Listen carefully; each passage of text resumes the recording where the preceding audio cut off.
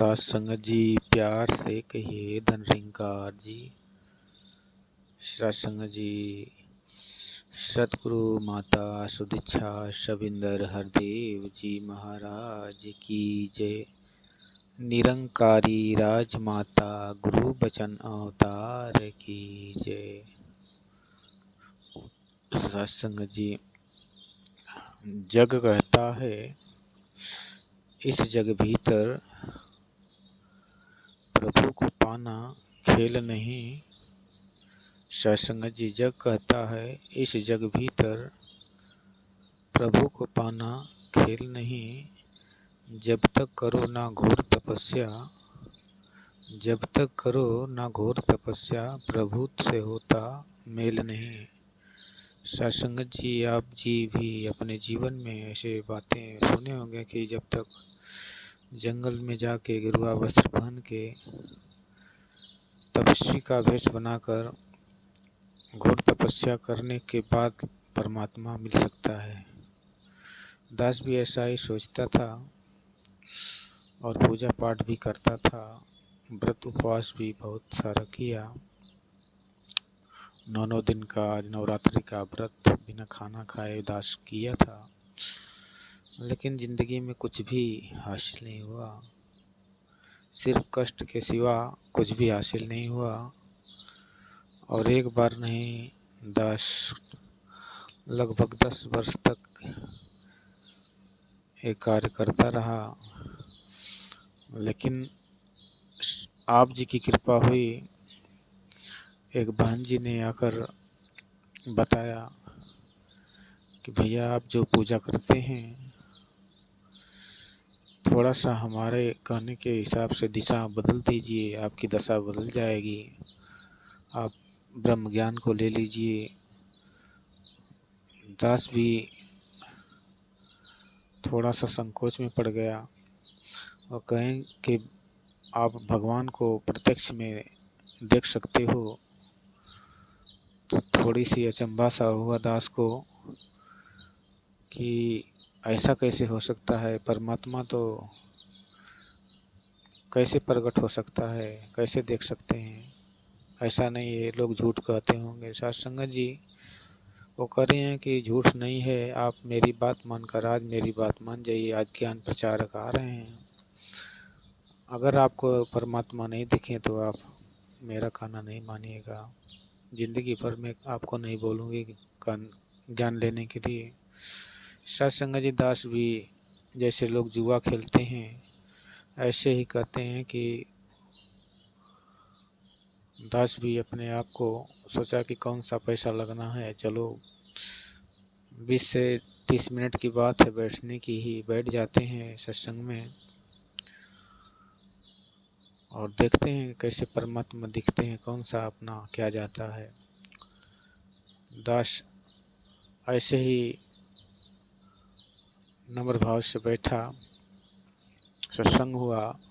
सत्संग के बाद ज्ञान प्रचारक सत्संग जी जब ज्ञान को देने के लिए ज्ञान कक्ष के महात्माओं को चेतन किए सत्संग जी, तो जब ज्ञान की दात शुरू हुई तो सत्संग जी धीरे धीरे मन इस परम पिता परमात्मा की तरफ अग्रसर होने लगा। जैसे ही उन्होंने ये प्रण रखा कि तन मन धन सब प्रभु की देन है, तो ये बात तो मानना ही पड़ेगा, क्योंकि परमात्मा का है ही। ज्ञान से पहले भी हम कहते थे कि तन मन धन सब है तेरा स्वामी, सब कुछ है तेरा, तेरा तुझको सौंप के क्या लागे मेरा। सत्संग जी ये तो सदियों से विष्णु जी की आरती में गाते थे कि प्रभु सब कुछ है तेरा, तेरा तुझको अर्पण क्या लागे है मेरा। और यही बात ज्ञान प्रचारक महात्मा बताने लगे तो मानना ही पड़ेगा, क्योंकि सत्य को तो मानना ही पड़ेगा। दास भी इसे स्वीकार किया। इसी प्रकार जब 5 प्रण की दात हुई तो जो मन के अहंकार हैं, इस तन मन धन का सब शून्य हो गया। इसके बाद ज्ञान की बख्शिश हुई और इस परम पिता परमात्मा के जब दर्शन हुए साथ संगत जी तो रोंगटे खड़े हो गए। जीवा से कुछ बोला नहीं जाता, आँखों से प्रेम की अश्रुधारा ही बहती है और यही शुक्राना निकलता है कि हे मालिक, तुम मेरे इतने करीब था और मैं किस किस प्रकार से कहाँ कहाँ जाके आपको व्रत उपवास पूजा पाठ करके खोज रहा था।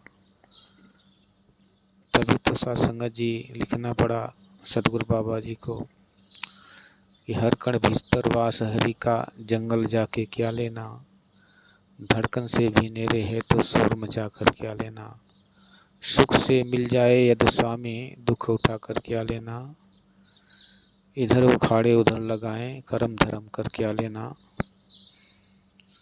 सत्संग जी वेद कदे भी यही उचारे, शीश झुका कर मिलता है, कहें हृदय प्रभु दर्शन से कमल हृदय का खिलता है, कहें अवतार प्रभु दर्शन से कमल हृदय का खिलता है। सत्संग जी बिल्कुल सत्य बात है। इस परम पिता परमात्मा का दर्शन केवल तत्क्षण ही हो सकता है।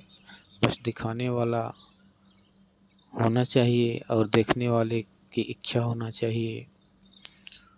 जैसे अर्जुन को दिखाई दिया वैसे ही ये हुबहू रमे राम इतना विशाल असीम था, अगोचर अनंत, जो न जल सकता है, न कट सकता है, न बह सकता है, न टूट सकता है, न उत्पन्न होता है, न खलास होता है। सत्संग जी ये परमात्मा का दर्शन हुआ और दास अपने आप को धनभागी समझा कि बड़े भाग मानुष तन पावा, सुर दुर्लभ सदग्रंथन गावा, साधन धाम मोक्ष कर द्वारा, जे पावें परलोक सिधारा। सत्संग जी ये मानव जीवन आज धन्य हो गया, जिसलिए ये परमात्मा ने जीवन दिया था। दास आज वो ज्ञान पाकर अपने आप को बड़भागी समझा। अब कोई फिक्र नहीं रहती, कमाना खाना हर काम करते ही रहना है, बाल बच्चों के परिवार के पालन पोषण भी करना है। कोई अलग से कोई साधुगिरी, कोई भेष बनावा, भीख मांगना, उपवास व्रत करना, ये सब काम नहीं है। ज्ञान एक जानकारी है जिससे परमात्मा को देखा जा सकता है, एक विधि है। और वैसे कहते हैं कि किस विधि मिलो दया में तुमको मैं कुमति, वही विधि यहाँ बताई जाती है। विष्णु जी की आरती में कबीर जी ने लिखा है कि तुम हो एक अगोचर सबके प्राणपति, किस विधि मिलूं दया में मैं तुमको कुमति। तो सत्संग जी दास को आज वो विधि सतगुरु के द्वारा प्रदान की गई, मिल गई और इस परम पिता के दर्शन हो गए। आप जी इस विधि से परम पिता परमात्मा के दर्शन सतगुरु के चरणों में आके कर सकते हैं, इसमें कोई संशय नहीं है, कोई भुलेखा नहीं है। ज्ञान लेने के बाद आप किसी भी वेद शास्त्र से इस ज्ञान को मिला सकते हैं। ये ज्ञान ऐसा है जो हर मुश्किल का उत्तर इसके अंदर मिल जाता है, हर क्वेश्चन का आंसर मिल जाता है। सत्संग जी तब ये मन मान लेता है कि हाँ यही है जिसे हम खोज रहे थे। इसी को लोग कहते हैं कि एक को जानो, एक को मानो, एक हो जाओ। एक परम पिता परमात्मा सबका है, एक ही परमात्मा है। हिंदू मुस्लिम सिख ईसाई सभी का परमात्मा यही है। हम नाम से भले ही इसको अलग अलग कर दिए हैं, लेकिन ये रमे राम सभी लोगों में एक ही व्याप्त है। सत्संग जी कण कण में है ज्योति तेरी, पात पात पर तेरा नाम, यत्र तत्र सर्वत्र दिशा में देख रहा हूँ तुझको राम। चंदन में सुगंधित तू है और निर्मलता गंगा में, सूरज में भी तेज तुम ही है और सूरज में भी तेज तुम ही है और शीतलता चंदा में। फूल फूल में तू ही माधुरी, कली कली में कोमलता, शुद्ध बुद्ध में चेतनता तू है, तू ही कला तू ही कौशलता। सतगुरु सच्चा बूटा तू है, दसम द्वार है तेरा देश, कह अवतार गुरु ने दी है अपनी बोली अपना वेश। सत्संग जी आज गुरु ने अपना ज्ञान देकर इस परमपिता परमात्मा का लखता करा के मेरे जीवन को धन्य कर दिया। आप भी धन्य हो सकते हैं आके इस मिशन में ब्रह्म ज्ञान को पाकर। सत्संग जी प्यार से कहिए धन रिंकार जी।